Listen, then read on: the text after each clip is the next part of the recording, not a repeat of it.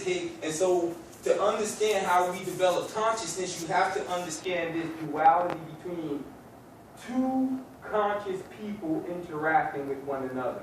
And it is through this interaction that we develop our sense of self. You all understand that? Yeah. So as a result, what is Hegel? What is Hegel's master-slave dialectic? Well, Hegel's master-slave dialectic begins with two human beings, two conscious human beings encounter each other. Let's call this person A, this is person B. They encounter each other. Now, they both represent themselves as what Hegel calls absolute.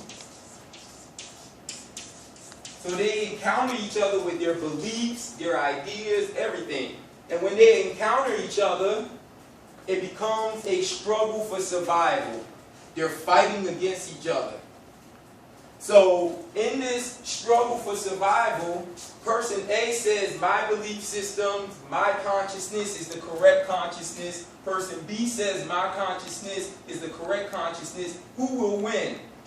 The person that wins is the person that realizes when they encounter each other, the struggle may lead to the annihilation of either one or the other. In this master-slave dialectic, if they continue down the path that they're going, both people will die because it's an all-out war.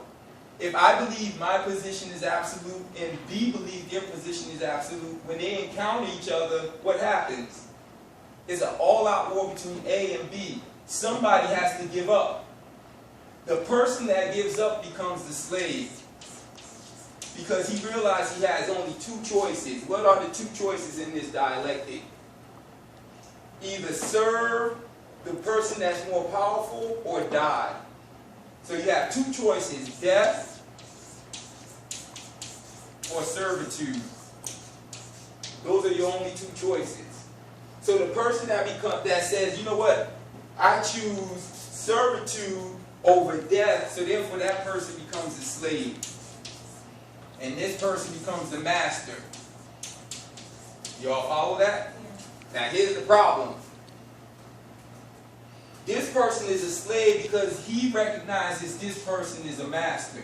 But the only way this person can be a master is if this person is a slave.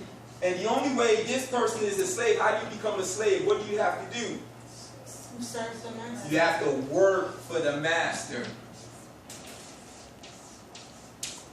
So does the master work? No. So the only person that works is The slave. the slave. So therefore, which consciousness do you think is more superior, the master or the slave? Master. You would think it's the master. Hegel says no, it's the slave. Why? Because the master gets his consciousness from the slave. It's called a double movement. I'm for DM, for double movement. The master gets his consciousness from the slave. His psychological consciousness, who and what he is, comes from the slave. But the slave, where does the slave get his consciousness from? From his background. From the master, one, as well as his work, what he produces. Because he has production.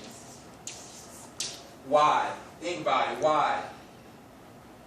Remember, the master gets his consciousness from the slave.